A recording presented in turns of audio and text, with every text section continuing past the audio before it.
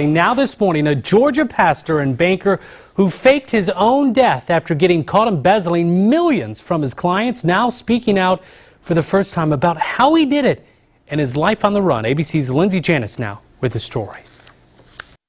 This is the last time we saw Aubrey Lee Price, the preacher turned financial advisor who faked his own death, leaving behind the customers whose millions of dollars he'd stolen. He's a liar. In June of 2012, after sending suicide notes to his family and friends, Aubrey Lee Price boarded a ferry in Key West and simply disappeared.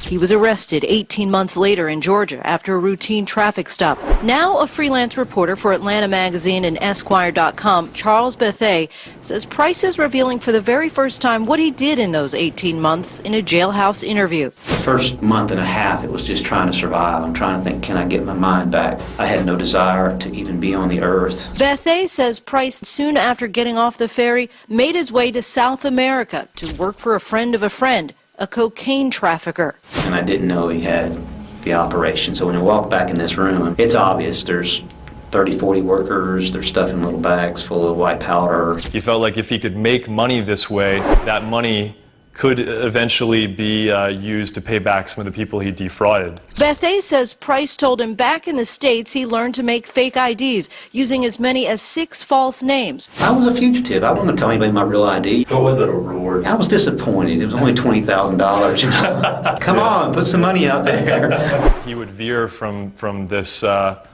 this sort of woe is me, desperation and sadness to these sort of attempts at humor. Bethea says Price told him there was relief when the law finally caught up with him. I remember saying, "Lord, where are you?"